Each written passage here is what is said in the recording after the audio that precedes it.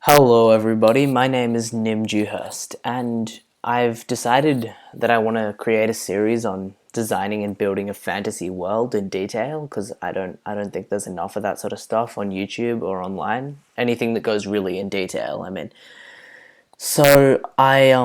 I've taken it upon myself to sort of build and create this fantasy world, flesh it out with races and countries and continents and environments and politics and characters, all that sort of thing. Now, I think a really good spot with your fantasy world to begin is just by sketching out a really rough map.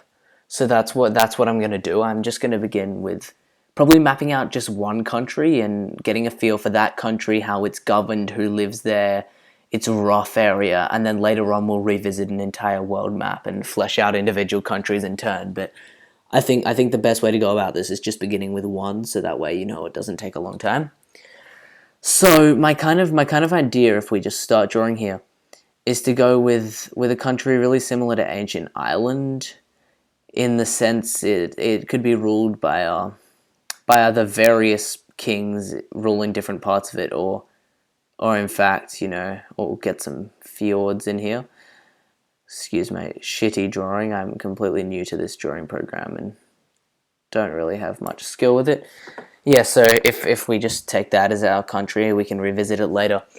Ancient Ireland was ruled by these sort of druid kings at different times who ruled over different parts of the continent or country, and they sort of held sway as spiritual leaders, that sort of thing, and that's something I'd like to create. I feel like Ireland's a bit underrepresented in fantasy, and I don't want to make this world super stereotypical, so we're gonna go with that to begin with. Now, I want this country to be pretty remote, pretty walled off from the rest of the world, especially on this side. Because I was thinking, what, we'll just sketch it in of having their sort of English type neighbor here, who that's a far bigger country that extends this way, and yeah, this country is gonna sort of be England or France or medieval Europe, right?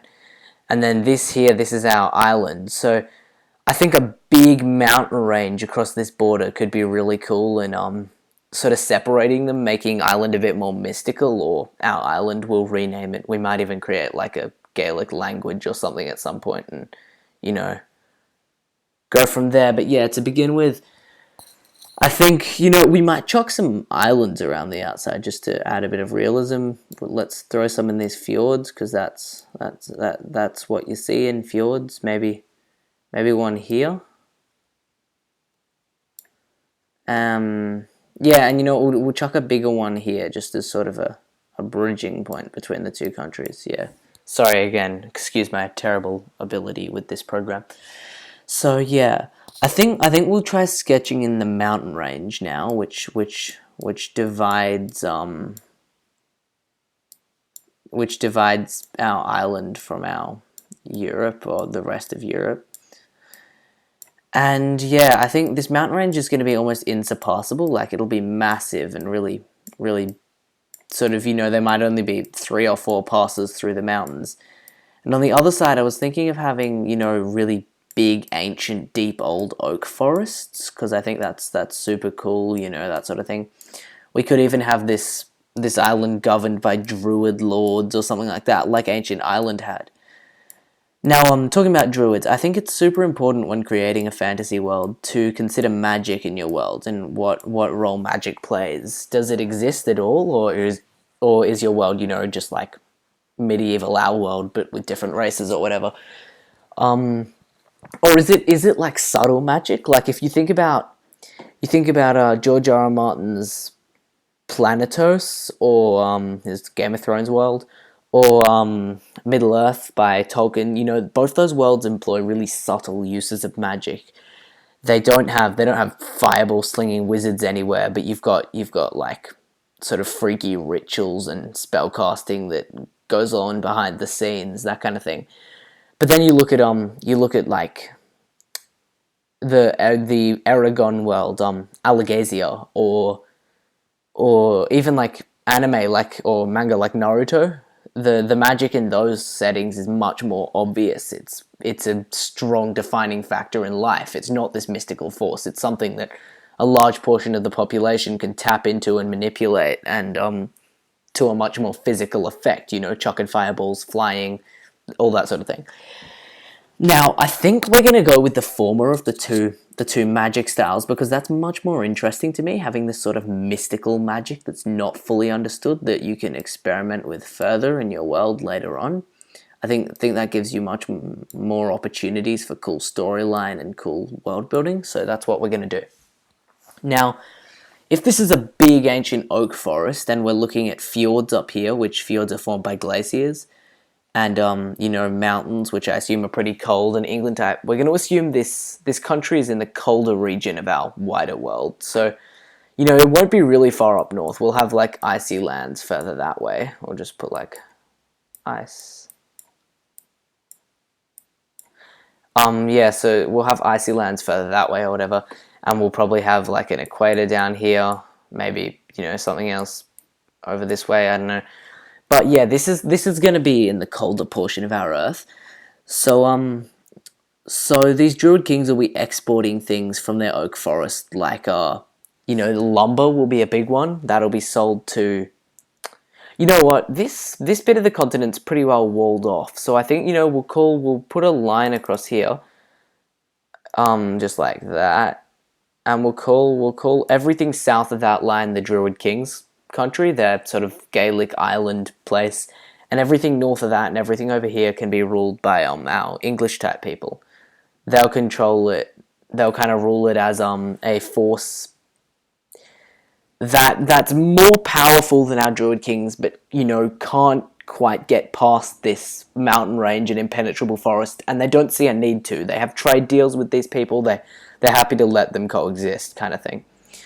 Now, our druids, we got to think about why these druids rule society. Druids in ancient Ireland were spiritual leaders and priests, I believe. I haven't done extensive research, but of my knowledge, and I think that's a cool idea. So if we think about the religion of these people, and ancient Irish or Gaelic religions, they had this idea of these fae, these fairy folk who lived in hollow hills and forests and streams and that sort of thing, and held magic powers. The Fae were pretty nasty people. They captured people and took them underground. They danced with people in fairy circles and made them lose their minds. All this crazy stuff, And I think if we steal from them, because Ireland's pretty underrepresented in fantasy, we steal from that idea and we go with the Druid Kings are almost chosen by fairy lords to rule over their people and that sort of thing.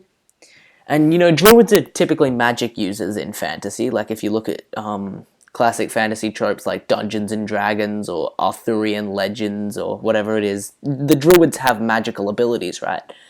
I think we'll say that the Druids have some form of nature magic. And they'll have some sort of central city. The Irish Druid central city was a place called Tara, this big fortress on a hill with standing stones and everything. And we can go with something kind of similar to that on ours. So I'll just put a cross here where their central city is. And maybe the Druids' nature magic could kind of make that move around and be difficult to pinpoint. Another reason why armies wouldn't bother invading is, it's difficult to get into, and their central city is kind of this hidden force, this kind of city of the gods and priests and ancient ways deep in the woods. Yeah, so the Druid Kings could rule from that kind of, but not, they're religious leaders, not just kings. They're they're the scions of these fae or whatever. And we want paths through the mountains, obviously, but I don't think too many is sensible, because we want this to still be really pretty cut off. So I think if we put one path through the mountains here, I'll just label them as dots, and that allows us trade with this kingdom up here. So we'll just do that.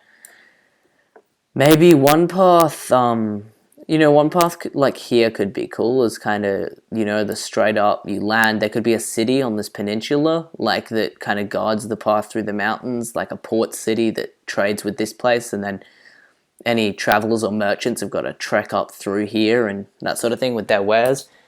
This island acts as a kind of buffer for our civilization of druids. So, we could put a port city on this island and then a path through the mountains here as a kind of cool way of accessing the druids' capital. And then I think I'm just going to chuck another path over here just for any traders that come from this way that we haven't fully established yet. So we've got this pretty definitive society worked out as our first society for our world. They're a take on ancient Ireland, which is really underrepresented in fantasy, in my opinion. You get so much European fantasy with elves and dwarves and white people, and I know ancient Irish people are white people, but they're like different, cool white people. And yeah, so I think it's cool. It's cool to play with that. And we've got religious leaders for the society.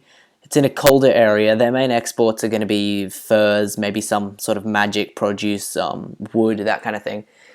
And these people will they won't be a big nation. I don't think they'll be one of our world's superpowers, but they'll be a sort of center of connection to the earth, religious harmony. They'll have a faith that pretty much everyone in their country believes in.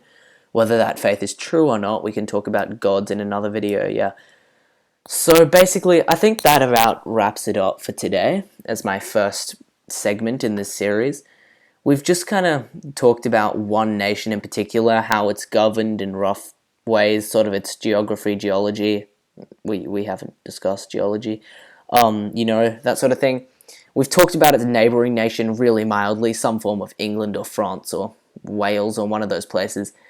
And we'll eventually create a world map and establish more religions and stuff. But anyway, yeah, that'll wrap up today. If you're interested in following this series or have any suggestions in ways I could improve it or things you want me to talk about when creating a fantasy world, I'd absolutely love to hear them in the comments, yeah.